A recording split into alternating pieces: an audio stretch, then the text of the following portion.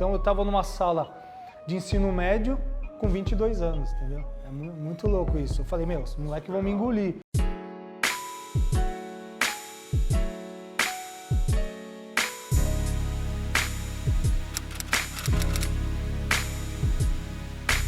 Perfil Streetopia, temporada 2. Cláudio Mortari está na casa, seja muito bem-vindo. Fala um pouco de você, da sua relação com o basquete, como que você conheceu o basquete, como ele surgiu na tua vida.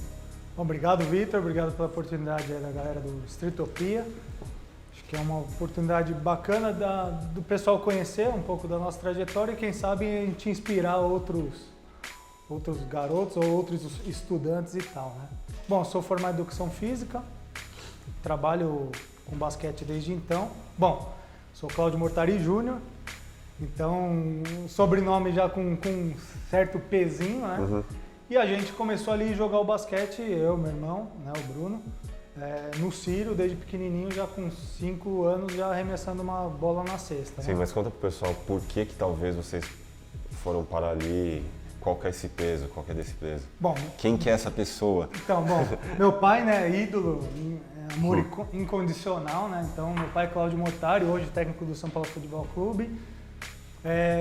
Tem uma trajetória tremenda, campeão por todo lugar que ele passou, né? Então, 50 anos aí de trajetória dentro da quadra. E eu nasci em 78, ali tinha um aninho quando meu pai foi campeão mundial.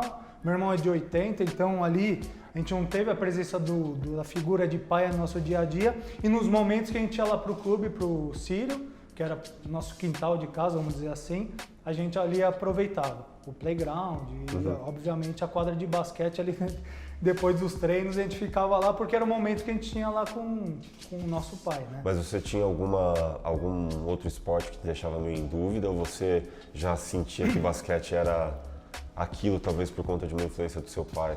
Então, a gente nunca teve uma influência assim pesada, só que o que aconteceu? A gente morava perto do São Paulo Futebol Clube, então a gente começou lá desde o COD, que é o Programa de Atividade Esportiva, e depois ali a gente passou para a escolinha de basquete, porque facilitava o horário, acho que alguma coisa nesse sentido. Então, depois da escolinha que você passava por todas as modalidades lá, que hoje todo clube oferece, né? Uma atividade de escola de esportes. Sim. E depois, quando começou a especificar mais ali com 7 anos, tudo, a gente decidiu pelo basquete. Então eu vim jogando, como eu era mais velho, então sempre ia uma categoria e o Bruno vinha junto comigo. Então, nessa brincadeira de ele ficar sempre jogando com os mais velhos, que era praticamente treinava junto comigo, ele se destacou até mais que eu, né? Eu cheguei ali nos meus... Vocês tinham umas de entrar numas de competição? Não. Ou tinha o lance de um apoiar o outro? Ou Não, cada um caminhar? Um apoiava o outro. Sim. E assim, o meu irmão sempre me copiou. Então aquele negócio de criança mais velha e a mais nova, né? Quem tem irmão aqui sabe o que eu tô falando. Então o cara sobe no sofá e no braço, o pequenininho que nem tem como alcançar no sofá, quer subir no sofá e no braço. Então esse tipo de coisa foi interessante. Assim, e nos exercícios, no treino, tudo, obviamente quando você tem um irmão mais velho, uma pessoa ali, é um seu espelho, né? E até hoje, a nossa relação é muito boa, assim, tem essa relação de irmão de troca e tal. E aí a gente começou jogando basquete, passando por todas as categorias e tal. O Bruno teve uma trajetória mais vitoriosa, eu fui aquele jogadorzinho padrão. Tipo, algum de vocês aí que tá vendo, ou de algum de vocês aqui dentro também. Mas assim, aquele jogador padrão que, não era rápido, não marcava bem, enfim. Fui até os meus 17 anos, mas gostava aí de conviver. O esporte, ele traz muita coisa legal e o treinar, o se comprometer e o jogar é 17 algo era o quê? legal. Segundo ano de juvenil? Era o cadete. Desculpa, era cadete. O cadete. Então aí encerrei minha carreira. Não, brincadeira. Encerrei na base ali e tal e fui começar, aí fui estudar e aí me preparar já para uma faculdade e assim. Mas por que calhou de você olhar para a educação física? Talvez pelo pique, você falou, acho que isso aqui não vai virar, ou naturalmente aconteceu? Cara, essa história é bem curiosa e deve ter passado por muitos aqui, né? Eu não tinha bem claro se era educação física o caminho, tá? Eu tive um professor na minha infância e adolescência de escola que o cara estimulava o basquetebol dentro da educação física. Ou seja, tem poucos professores que estimulam o basquete dentro da educação física. E esse cara foi tipo um mentor, assim, sabe? Então o professor Beto, hoje eu tenho uma relação muito legal com o filho dele, o Dudu. Em qual escola foi? Que é professor do Miguel de Cervantes. Miguel de Cervantes. Só que eu não estudei no Miguel de Cervantes. O Beto era meu professor na escola Cuca. E depois ele fez uma trajetória no Miguel de Cervantes, enfim. Então ele estimulava o basquete dentro da educação física. E ali, pô, eu sempre gostei, sempre admirei o trabalho dele na quadra. Quando chegou nessa fase ali, de 18 anos, você está no 3º ano do médio, fazendo cursinho e tal, aí começou aqueles conflitos, né? Quando a gente está nessa idade, tem aqueles conflitos, o que eu vou fazer, o que eu não vou fazer e tal. Bom, aí terapia ocupacional, vai no escritório de advocacia, vai no escritório de arquitetura, vai não sei o quê. Teste vocacional. Teste vocacional. Aí o teste vocacional, a menina falou, seus pais devem ter um conhecimento de alguém e tal, vai numa clínica, vai no escritório, vai nisso, vai naquilo. Aí nesse mesmo dia saí e fui falar com o Beto, com o professor. E aí? Ele falou, mergulha, você vai gostar, cara, eu acho que tem tudo. Você nasceu numa quadra, aí volta a história lá do Ciro, né? E aí tudo isso veio na cabeça. Cara, você nasceu numa quadra, dentro das 4 linhas, por que não continuar esse percurso, vamos dizer assim? Ainda que que você não continuasse jogando, era uma maneira de você, continuar na modalidade, esporte, né? Claro. Pô, e por tudo que seu pai está fazendo, né? E por você ter nascido e conhecer esse meio, pô, por que não? Putz, aí já logo de cara já fiz faculdade, formei, pós e mestrado e assim. E na faculdade você se envolvia com atlética? Você tinha alguma... Cara, eu tentei, mas como eu falei, eu sempre fui um atleta mediano. Sim. E nas universidades existe uma panela que é normal, então você entra, faz parte, aí tem uns caras mais velhos, o cara mais novo. Só que daí eu me deparei com um problema que os jogos eram aos sábados e aos domingos na FUP, só que eu já estava fazendo estágio, aí rolava festival de escola, rolava festival de clube e eu não conseguia me comprometer ali com os treinos e com os jogos, né? Nada contra as panelinhas, eu acho que é ok. Você tem sempre os times fortes que ali disputam o torneio e o basquete são 12 caras. Né? Então, assim, não tinha pretensão nenhuma de ser o galã e o atleta da faculdade. Então, como eu comecei já a fazer estágio muito cedo, tudo, aí segui. Falei, gente, deixa eu só continuar estudando aqui, nada mais de basquete. E aí você falou de outra modalidade. Sim. Hoje eu gosto muito do tênis. Eu assisto um jogo de tênis inteiro, mas não assisto de basquete. E eu sempre quis fazer o tênis. Então, quando eu parei de jogar basquete, eu comecei a jogar tênis. Mas era uma dúvida que você via? Você falava assim, puta, será que eu... sei lá, puta, tênis pode virar, eu acho da hora, ou você ficava meio em dúvida, assim, entre um ou outro? O horário eu sempre batia no entendi. clube. Então, o basquete era o horário do tênis. Então, aí eu falei, tudo bem, vou seguir no basquete. Só que quando eu parei de jogar basquete ali com 17 e tal, eu entrei numa academia, que eu já jogava, já batia uma bolinha, mas nada assim profissional. Aí você começa a disputar ranking, essas competições assim, amadoras assim, mas Quem que era o cara na época? André Agassi, talvez? André Agassi, Pete Sampras, isso mesmo. Era tudo isso aí, puta, eu lembro. Que hoje, você olhando Nadal curioso é isso, né? Tudo que você vai olhando hoje em dia, né? LeBron e Curry, Nadal e Federer, te remete muito à infância, né? E aí você vai ver Jordan, Magic Johnson, Larry Bird, aí você vai ver Agassi, Pete Sampras, muito louco isso. O esporte, então se você gosta do esporte, você acompanha tudo isso. Sim. Então você vê o Hamilton, você vê Nelson Piquet e Senna. E aí o legal dessa história toda, quando você acompanha, você começa a comparar, né? E até no detalhe técnico ou não, de detalhe de personalidade. Sim. E assim, como a gente lida com pessoas, quando você vai na personalidade, aí você vê a diferença entre um Senna e um Piquet, um Nadal e um Federer, um Agassi e um Sampras. As formas de conduzir o esporte. A forma de conduzir, do quão estratégico ou não, que tipo de... Mas você, fora o exemplo do seu pai, que não tinha como, direto ou indiretamente, você acaba sendo influenciado. Tinha alguma outra figura, algum outro cara que você falava, puta merda, eu quero ser isso daí também. Ou esse cara, de você se espelhar no cara, falar, eu me identifico com ele, com a forma que ele joga, com... Cara, um cara que me chamou a atenção na infância, e o Zete, o goleiro Zete. Então, eu, nas minhas horas de prédio, de brincadeira de prédio, e até no clube ali, em campeonatos internos, cara, eu vi o Zete treinando lá no Morumbi. Então, ele treinava lá, pulava a cordinha pra lá, pulava pra cá, ia pra lá, pegava a bola ali. E eu ficava ali, antes de esperar meu treino, eu ficava vendo o Zete treinar. E ali, eu comprava a calça do Zete, a camisa do Zete, e me preparava tudo, e ia na quadra do prédio, eu ficava de goleiro lá, me imitando o Zete, era muito louco isso. E aí depois, outro cara também que eu gosto até hoje tá o Rubinho Barrichello, né, por tudo que ele fez, e assim, teve sempre uma cobrança.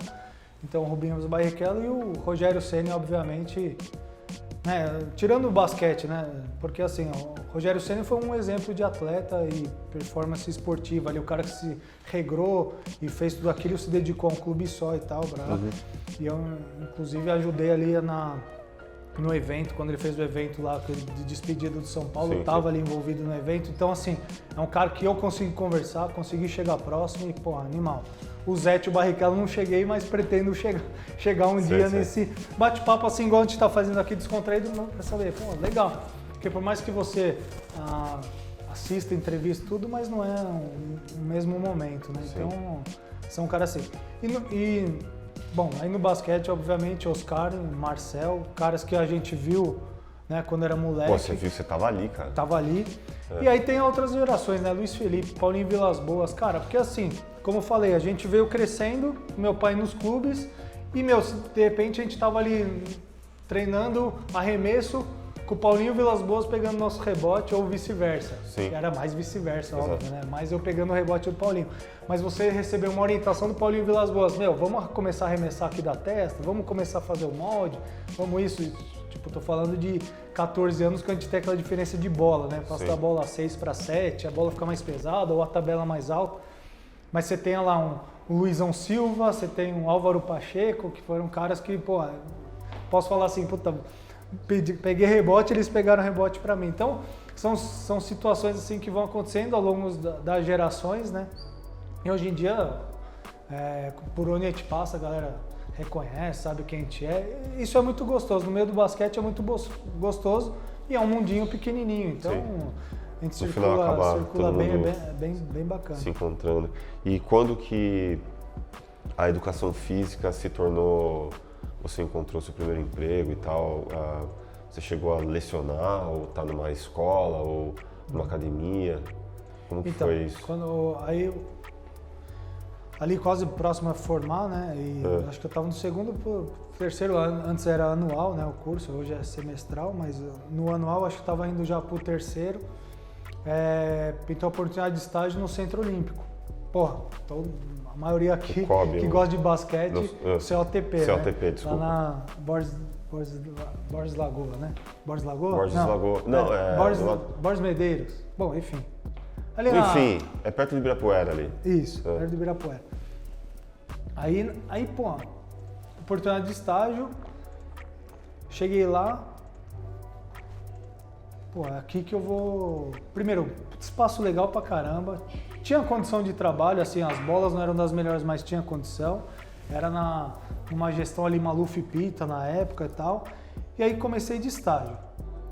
Só que eu via que os professores que estavam lá, eles faziam um trabalho diferente, né? Então, porque eles já estavam há muito tempo de casa e tal, então eu entrei como o sangue novo da história ali do Centro Olímpico. E era um trabalho dedicado a quem? A basquete. E a quê? Tá.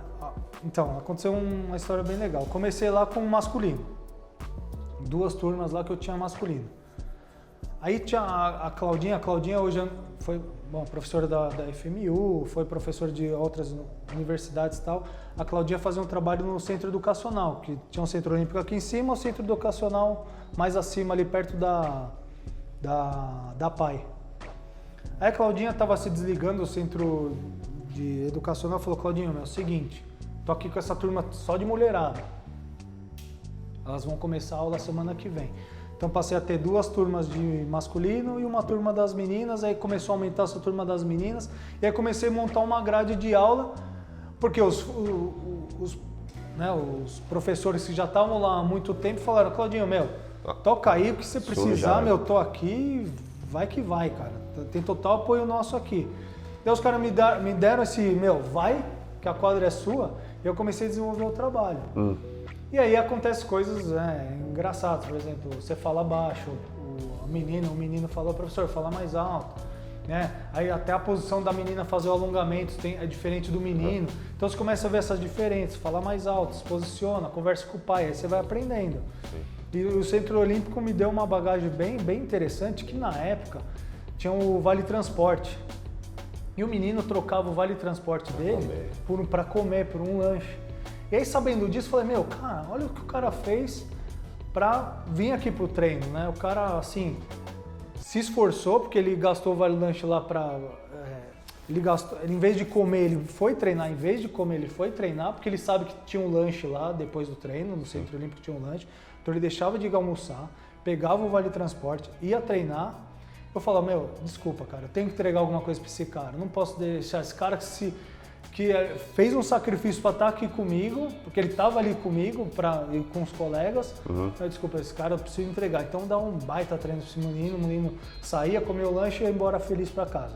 Então, isso eu passei a fazer. Né? Logo depois comecei a trabalhar num colégio particular ali no Morumbi, no Meninópolis, que hoje não existe mais. É um colégio da Diocese de Santo Amaro. Hoje derrubaram, vão construir o prédio. E o trabalho sempre voltado aos fundamentos do basquete para jovens. Isso, no Centro Olímpico a gente trabalhava exclusivo basquete, né? Lá já na escola eu já trabalhei com outras modalidades. Futsal, vôlei, basquete, e aí fui aumentando a grade. Aí nessa escola eu virei professor de educação física, então além do extracurricular eu virei professor de 5ª, 6ª série, ensino médio. Aí você vai construindo uma trajetória dentro, como você falou, então eu lecionei dentro de uma escola, então eu estava numa sala de ensino médio com 22 anos, entendeu? É muito louco isso. Eu falei, meu, os moleques vão me engolir. Os moleques vão me dominar, né? Mas aí, meu, o que eu, usando estratégia e entendendo o que eles queriam dentro da aula, eu ofereci o que eles queriam. Então, capoeira. Eu não manjo nada de capoeira, mas convidava um amigo para dar uma capoeira. Body não sei o que na época era o body pump, body não sei o que na época era moda. Então eu trazia alguém para fazer esse tipo de aula diferente, com música, com tudo isso. Sim. Então aí a gente foi crescendo aí. Tipo, nessa época e hoje ainda, né? Você é um cara que propaga o esporte, ponto. E como que você vê a presença do esporte, o acesso ao esporte nessa época? Ele era mais fácil, era mais plural, tinha algumas limitações? Onde você achava, onde tinha os gaps aí de dificuldades ou os prós e contras? Então, era muito mais fácil porque naquela época, eu tô falando, ia nos 98, 2000 ali, né? Então vamos considerar aí 20 anos para trás. Era fácil porque você colocava um moleque de 14 anos, 13 anos dentro do ônibus, o moleque se virava, porque era uma linha só, o cara malemar ia ter uma outra linha e chegava no Centro Olímpico ou na escola e tal. Hoje em dia, que mãe que vai largar o filho de 14 anos dentro do ônibus, sabe? Então, isso mudou muito. O acesso ao esporte está limitado à escola e ao clube, ou alguma escola de esporte, que o moleque sai da escola e vai para essa escola de esporte. E praça pública também tem um limitador de segurança, né? Então, você esbarra com a segurança que o pai e a mãe não vai deixar lá. Porque é o cara que vai chegar com a bola de futebol, vai expulsar ele da quadra, é o cara, enfim, mil histórias a gente pode contar aqui do que acontece em praça e lugar público, né? Então é mais difícil, sim. Sim. E aí como que você enxerga, por exemplo, a gente falou de um mundo, não sei se a gente pode chamar de um mundo ideal, mas a gente leva em consideração que pessoas têm acesso ao esporte de uma forma natural, tipo, tem opções de estar na escola e optar por uma modalidade ou por outra, mas pessoas que têm problemas financeiros mesmo, de origem simples, inclusive a gente vai falar depois do seu projeto com a NBA School e tal. Como que você via isso na época? A vontade dessas pessoas quererem estar onde você estava para poder, sei lá, ter um norte, ter um outro horizonte, o cara do esporte, ele pode me ajudar de alguma maneira, e de que forma você via isso, como que você se você queria se envolver de alguma maneira com isso, sabe? Sim. Porque você tem dois momentos assim, né? Você tem uma aptidão física, então o moleque vai procurar o basquete, vai procurar o futebol, vai procurar o esporte que ele tem uma aptidão. E você tem outra situação que ele quer lá estar com os colegas e jogar em algum momento e etc. E aí você tem as diferentes idades, né? Então você tem o moleque que começou lá e não virou jogador, mas ele quer continuar ainda batendo uma bola, quer jogar e quer disputar competição. Então, essa faixa etária, os clubes ainda trabalham, né? Tem vários clubes que trabalham essa faixa etária, que põe o moleque para jogar, o moleque se diverte ali, tira uma onda. Vira recreativo. Talvez, Na segunda-feira esse cara chega na escola falando que fez 10 pontos e tal, então vira um atleta amador, mas que se você for mirar aqui pra gente, aqui de 20 e poucos, 30 e poucos, 40 anos, acaba refletindo a mesma coisa. Hoje o cara vê o LeBron jogando, ele vai lá na loja NBA Store, compra uma regata do LeBron e vai procurar algum lugar para bater bola. Ele vai na Decathlon, compra aquela bola mais baratinha, põe na bolsa. Quantos caras você não vê no Ibira? Ele chega no Ibira ou no Vila Lobos com bolinha dentro da mochila, o cara tira aquela bola da mochila, ele olha para a cesta, fala, e agora? E aí o cara joga a bola e aí ele começa a aprender, entendeu? Esse cara vai jogar minimamente lá 1 contra 1, 2 contra 2, 3 contra 3, o cara vai chamar ele, tá vendo o cara esforçado, vai chamar para jogar. Então aí você vê uma seleção, uma movimentação natural dentro de um Vila Lobos, dentro do Ibirapuera. Tô falando porque é o que a gente convive aqui no dia a dia. Então, você vendo esse movimento, cara, é muito legal, mas eu não tô falando de cara de 20, 30, tô falando de moleque de 13, 14 também, que mora em Osasco, mora ali na região e tal, pega a bolinha, vai na Decathlon, compra a bolinha mais barata, tal. E aí eu não sei se ainda tem o projeto ainda no Vila Lobos, mas ele ainda podia pegar um tênis emprestado para bater uma bola lá no fanbase ali da Adidas, enfim. Isso aí deve ter mudado, mas então existe esse consumo porque o cara tá vendo NBA. O cara tá vendo NBA e quer ser um jogador da NBA. Ou quer ter essa lifestyle, né? Que daí a gente muda. Esse lifestyle você não precisa ter o Curry ou o LeBron ali no seu dia a dia. Ele por ele. Ele por ele, ele vai ter um tênis bacana, bola bacana, ele vai chegar na praça ou no parque com uma bola dourada, uma bola prateada. Né? Nós mesmos aqui já chegamos com essas bolas, as bolas pretas, as bolas coloridas lá para chegar, nossa, chegou o dono da bola. E aí o cara joga ou não joga, vai estar dentro de 5 contra 5 ou não vai estar dentro de 3 contra 3 ou não tá. Às vezes o cara fica com a bola embaixo do braço, fica vendo só o movimento 2 horas e vaza. Mas e do ponto de vista social, assim, como do esporte, do basquete ou qualquer outra modalidade, como ferramenta de transformação social, como que era isso nos seus primeiros anos de educação física? Tinha algum movimento ou você estava envolvido com alguma coisa nesse sentido? Então, quando eu comecei a faculdade, eu não mirava nem tinha perspectiva disso, porque as coisas vão acontecendo. Sim. Hoje a gente utiliza o esporte como ferramenta de transformação está cada vez mais latente e é o que hoje a gente realiza, inclusive, né? Dentro de até escolas públicas e tal. Então, você oferecer algo para o moleque, ele tem algum norte, sabe? Que ele tem uma perspectiva, esse é o principal objetivo do negócio, né? Por mais que ele ganhe, faça ponto, tá bom, beleza, você fez isso, tá legal, mas você tem 17, 18, não seguiu, e aí? E aí o esporte te ensina muita coisa, né? Então, assim, se você puder inserir esse menino ou menina, né, desde os 7 anos de idade, né, dentro do esporte, cara, em qualquer esporte. Que tem opções, né? Você tem que oferecer. Isso o americano trabalha bem, ele oferece todos os esportes lá, todo menino dentro da escola tem isso, né? O moleque joga todos os esportes para adquirir uma experiência motora para depois ele ter um rendimento lá na frente. E aqui, se você oferece na escola pública, na praça pública e, trabalhos voluntários, a gente vai citar um monte de gente boa trabalhando com um trabalho voluntário, trabalho social, e é isso que a gente começa a filtrar também. Quem são essas pessoas que estão fazendo, quem são essas pessoas que estão realizando, né? E, de alguma forma, estimular e massificar o basquetebol, né? E essa semana a gente até entrou com uma campanha do 3 contra 3, de que forma, porque o 3 contra 3 ajuda em tudo, né?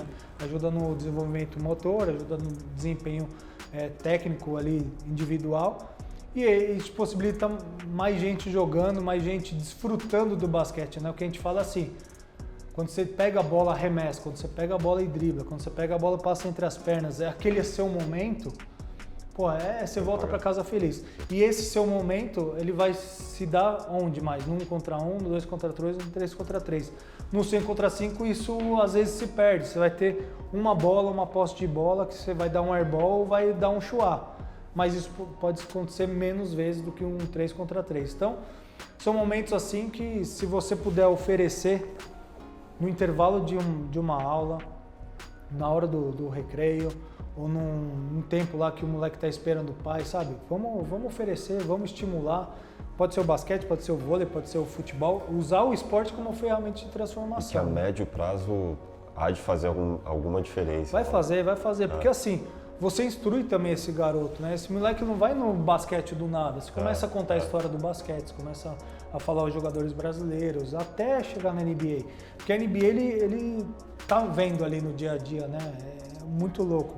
O moleque fica até mais tarde acordado para ver a NBA. E a NBA é uma plataforma, um produto que mexe muito com, sei lá, até o lúdico de jovem, de moleque. Fala assim, eu quero ser igual o cara. É muito louco porque de uns anos para cá, atletas brasileiros, se você falar, de uns 20 anos para cá, você não tinha tanto atletas brasileiros do basquete mexendo com a cabeça desses moleques, falando assim, puta, eu quero ser igual fulano de tal. E hoje isso mudou.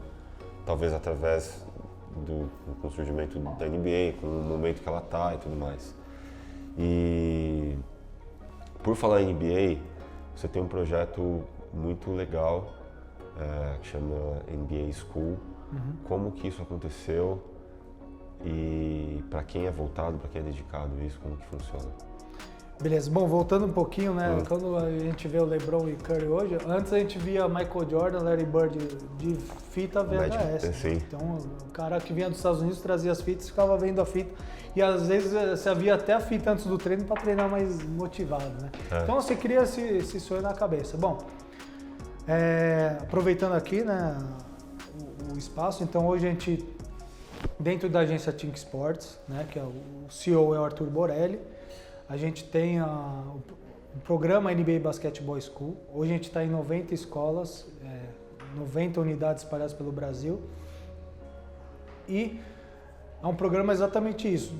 Um programa de basquete que você utiliza o esporte como ferramenta de transformação. Independente se seja o basquete, existe obviamente a polpa de uma NBA e existe um trabalho todo estratégico, né? Inclusive encabeçado pelo Daniel Soares, que é o diretor de operações da NBA Latinoamérica. Então, a gente desenvolve esse trabalho dentro das 90 unidades buscando exatamente isso, de que forma a gente massifica a modalidade, de que forma a gente entrega uma experiência única, como a NBA faz. Então, o famoso exemplo que a gente cita, você vai num jogo da NBA, você leva o pacote pipoca embora. São vários momentos. São vários momentos. Então, esse momento que a gente quer colocar no menino, porque esse menino tá vendo NBA, é muito louco isso, ele assiste NBA, aí ele chega na escola dele e tem lá NBA Basketball School, ele se identifica, louco, ele fala, cara, como é que eu faço? Mesmo não jogando, ou mesmo sendo craque no futebol, ele vai experimentar esse basquete porque tem alguma coisa diferente, e tem mesmo, né? Então a nossa entrega é do uniforme, do kit lá de matrícula, o moleque vai lá, tem uma quadra ambientada, ele tem a bola lá, espalde ou não espalde, mas enfim, a gente cria momentos onde tem essa experiência diferente. E como você falou da minha trajetória de professor, hoje, né, então além do evento e do contato lá com as unidades, a gente faz um trabalho bem intenso com os professores. Então hoje a gente capacita ali constantemente esse professor lá na ponta.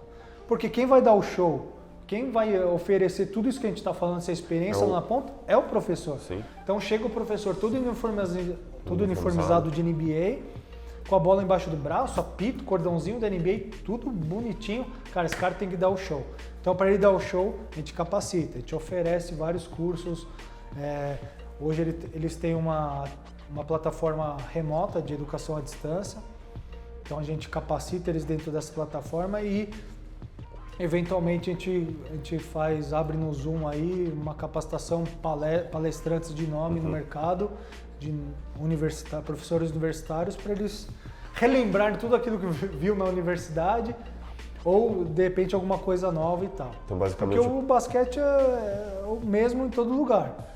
O que a gente coloca, a gente capacita eles para acompanhar a metodologia e seguir, dar o show na ponta. Então, basicamente, esse programa ele é voltado em um primeiro momento para proporcionar uma experiência diferente para o jovem que eventualmente tiver interesse em participar, em conhecer a modalidade. E em um outro momento, dentro desse pacote todo, é capacitar o profissional ainda de uma forma diferente, com os ensinamentos talvez de NBA. Não, exatamente. Então hoje a gente tem quase 200 professores na rede. Então todo o movimento que a gente faz é pensando nesse profissional lá na ponta. Então o gestor ele adquire o licenciamento e adquire a metodologia. Beleza, essa metodologia vai parar na mão do professor. Tá bom, como é que ele vai trabalhar essa metodologia? Não é uma coisa engessada, é mais um ponto mais de biblioteca para se ele tiver com dúvida, vai criar algum exercício, ele tem uma forma consultiva e a gente joga ele dentro dessa plataforma de capacitação. Essa plataforma vai falar tudo da NBA, passando por todos os níveis da metodologia, até assuntos, até conteúdos extras. Então, e na prática é um processo super dinâmico, assim, né? Sim. É muito bom.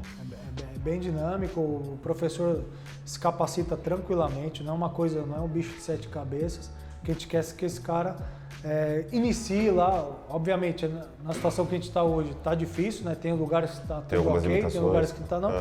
Então, até foi bom porque esse professor teve um tempinho para se capacitar e chegar lá na hora na quadra e dar o show mesmo, que é o que a gente mais espera, mais motiva. E a gente faz um trabalho bem interessante entre o gestor e o professor para, obviamente, eles entenderem o processo. O gestor, a gente até entra com uma outra frente, que entra produtos licenciados, marketing, outros assuntos. Certo. E o professor, a gente foca ali na quadra. E nesse processo de fomento do esporte, qual que hoje em dia a maior dificuldade que você tem? Não sei se ou algum desafio que você fale, putz, podia ser menos burocrático. Cara, eu acho assim, uma coisa que a gente está buscando agora, primeiro, como a gente está oferecendo muita coisa para o professor, a gente acredita que esse cara tem que ter uma conduta. Então, assim, quando você trabalha em qualquer lugar, você recebe lá um caderninho de normas e regras, desde o cartão de ponto até não sei o quê. Beleza. O gestor, ou o clube, ou a escolinha, a escola, tem isso.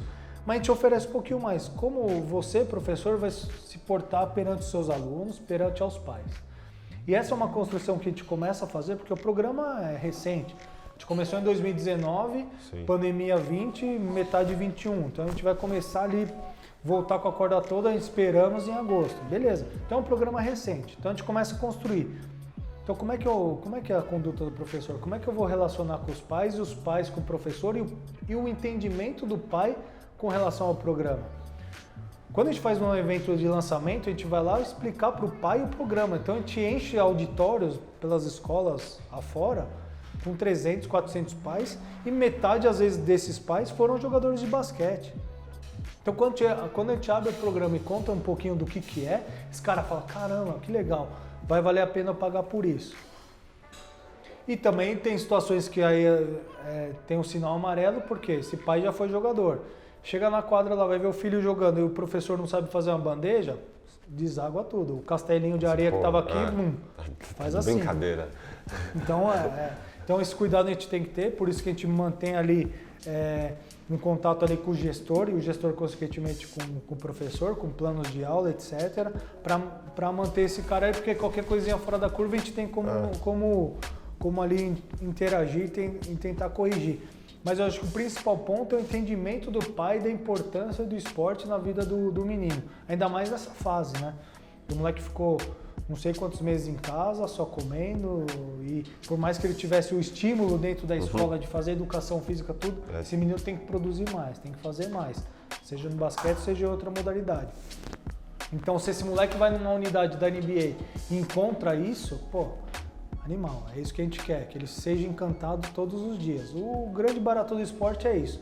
Todo mundo aqui que está nessa sala foi encantado pelo esporte, pelo basquete, de alguma maneira, né? Então a gente já citou o tênis, o automobilismo, citamos o futebol. Todo mundo se mantém encantado. Se você ali teve um contato com a bola e acertou a cesta, nossa, melhor ainda, entendeu? Por isso que a gente monta aula por aula, tem a tabela baixinha, tem que seja o bambolê pendurado na parede para o moleque fazer o ponto, né? O grande barato do basquete é fazer o ponto. Se o moleque sai da aula e não faz ponto, não adianta nada. Então é isso que a gente tem que buscar. E dentro do programa, como a gente começa a fazer essa construção, a gente também seria as competições, desde elas reduzidas até uma grande competição, né? Então a gente até conversa 10 a 12 anos, precisa jogar com posse de bola? Precisa jogar com defesa-pressão? Não. Então vamos jogar sem posse de bola, defesa meia quadra. Com 12, 14, já tem diferença técnica de estatura. Então, põe posse de bola, mas tira a pressão, enfim. São situações que a gente tem que construir e o pai tem que entender o que está acontecendo ali para a gente não ter situações que hoje acontecem em vários lugares, né, em qualquer competição, o pai gritando no alambrado. Então, se a gente começa a construir isso do menino de 6, 7 até os 17, que é a idade do programa, a gente começa a construir isso e a gente vai ter o pai mais participativo, o pai que dá carona, que é tudo aquilo que a gente vivenciou lá atrás. O pai que dá carona para ir jogar, a mãe que faz o lanche, e assim vai, sabe? Ou seja, eles continuaram vivendo de uma outra maneira, mas estão ali sempre, né? Exato. Muito foda. Porque hoje o pai larga na porta da escola e, a van vai passar que horas volta, hein, professor? E, tipo, X. Agora, se você tem um envolvimento maior desse pai, que até tá no script lá de relacionamento pais e filhos, né? Pô, o pai vai vibrar por uma cesta do time adversário. Olha que louco, no Brasil não tem isso. Culturalmente a gente não vai comemorar pelo outro ou por uma jogada bonita que você fez, entendeu? Sim. Agora nos Estados Unidos isso é prático. Agora, como é que a gente começa a quebrar essa cultura, entendeu? Não é fácil. Não é fácil. Mas você tem que construir. Mudar o modo operante, né? O modo operante. E completando, né, já que a gente está falando do programa, a gente está trabalhando agora, inclusive, com unidades próprias. Então, a gente tem um programa que oferece uma unidade própria. Quando a gente entra com uma unidade própria, seja numa escola de esportes, a gente abre uma escola social. Então, a gente abre ali um filtro, né? A gente conhece muita gente que está trabalhando, então é um processo que a gente está costurando junto à NBA de assim, para cada unidade própria que a gente tiver com nossos professores e tal, a gente atender uma social. Então isso vai acontecer em breve. E é isso, o cara vai ter tudo o que a NBA oferece dentro de uma escola pública ou dentro de uma ação ali. E a gente conhece um monte aqui. E é justamente isso que eu ia perguntar, se nos próximos meses ou até no próximo ano, o que está previsto, quais são os projetos que vocês estão desenhando ou já tem alguma coisa para adiantar?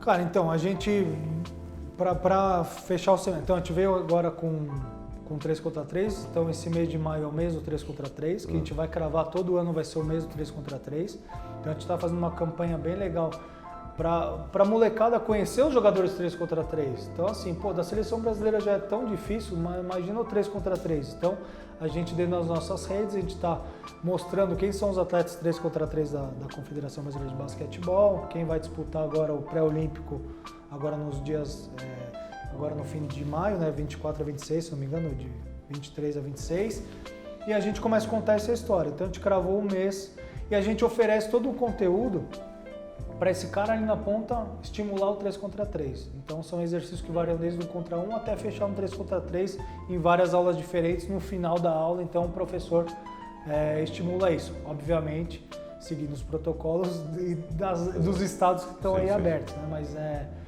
então esse é o trabalho. A gente está aí mirando um camp, que a gente ainda não tem data definida, porque por conta do protocolo, isso foi para a NBA em Nova York, a gente está estudando a melhor maneira de oferecer um camp com toda a segurança que a NBA coloca, né? Inclusive foi a bolha em Orlando, que a gente viu nas finais do ano passado, e agora a NBA também contribuiu para a bolha no torneio, no Final Eight, se eu não me engano, na África agora, que tem uma composição parecida com a nossa composição aqui, NBA e NBB, né? Então eles ajudaram lá, todo o protocolo lá na África, então esse mesmo grupinho está estudando como a gente vai realizar o camp aqui no Brasil. Daí em outubro também tem competições ali isoladas ou abertas nacionalmente, a gente vai entender o momento para ver o que a gente entrega. E aí ano que vem a gente vem com um calendário repleto de coisas. Então, bom, sempre a unidade em outubro, novembro, já recebe o calendário do próximo ano repleto de atividades, porque é o que a gente fala. Eu tenho que manter esse cara sempre com experiência, sempre ativo e o menino sempre esperando. O que vai ter o mês que vem? O que vai ter o mês que vem? Entendeu? Por mais que o professor realize lá na ponta, por mais que o gestor pense, mas é legal ele receber alguma coisa externa. Nossa, aquele famoso, como não pensei nisso antes, né? Então a gente entrega ali bem mastigadinho, existe até um material de como ele pôr isso nas suas redes, e etc, etc. É bem bacana. Sua trajetória foi marcada por momentos desde a sua relação com seu pai, intensa pra caramba, campeonatos e tudo mais, até a sua relação com o esporte propriamente, na prática em si, e no momento que ele se tornou uma profissão, indiretamente, né, porque você é um profissional da saúde, como professor de educação física e tal, e levando tudo isso em consideração, como que você traduziria o basquete em uma palavra na sua vida? Qual a importância dele na sua vida? Cara, acho que o basquete eu acho que vamos dizer, essencial. Vamos usar a palavra essencial. Porque assim, a gente acorda, então assim, vou pôr esse tênis. Pô, esse tênis aqui, eu vi o Ron Harper usando no evento que eu fiz lá no Uruguai, junto com a NBA, eu vi o Ron Harper entrando e falei, preciso comprar esse tênis. Aí fui através da FIBA, que eu sou delegado técnico da FIBA e tal, estava em Porto Rico, fui no Foot Locker, ele tinha lá o tênis igual do Ron Harper. Fui lá e tal. Então são histórias que a gente acorda já pensando no basquete. E o meu dia a dia é o basquete, né? E a gente teve uma trajetória aqui, porque, como eu falei, eu comecei dando aula de basquete, mas depois eu fui coordenador do Alphaville Tênis Clube, aí depois comecei a entrar em eventos, trabalhei na coordenação técnica do NBB, e aí eu comecei a me inteirar mais em eventos. Fiz intercâmbio na Liga Argentina, na Liga Espanhola, para conhecer, fui nos principais eventos deles para conhecer como é que eles fazem. E a gente começou a atender para esse lado de evento. Então, Jogos das Estrelas do NBB, tudo tinha minha carinha lá. Todo mundo me via, onde tinha evento de basquete, me via lá. Então, isso é bem legal. Então, a gente construiu isso. A gente está inserido no basquete dia a dia. E o pouquinho que dessa experiência que a gente tem, entregar, devolver para o basquete é fundamental, né? Muito bom. É essencial, no caso, né? Se eu usar a palavra essencial, é essencial. Até a bolinha na antena do carro a gente tem, bolinha no painel, então assim, a pulseirinha, não sei o que, tudo que remete, porque eu acho que remete à infância, remete ao profissional que você se tornou, então isso é muito louco, né? Então assim, para os mais novos aí que estão acompanhando, puder se inspirar, cara, o basquete é um caminho muito legal assim, né? E ele permite que você crie várias referências em diferentes momentos, mesmo que você não tenha vivido tipo uma geração mais nova. O cara vai se conectar com, sei lá, Magic Johnson, o cara do Jabbar, qualquer coisa assim, assim, puta que foda. Mas ele não viveu isso. E ele de alguma forma acaba sendo impactado por ele, sabe? Sim, é muito louco. Porque assim, você vê a molecada Michael Jordan, X, né? Mas daí eles precisam lá no vídeo ver o que o cara fez. Aí você tem que passar o vídeo de todos os Jogos das Estrelas do cara. Aí você vai falar assim, cara, não é só tênis, ele não é só tênis. Ele não... Muito bom, muito obrigado, cara. Bom, obrigado a vocês pela oportunidade mais uma vez. Foi um bom papo aí. Legal transmitir essa experiência aí, a galera conhecer mais. E obrigado por estar aqui. Valeu.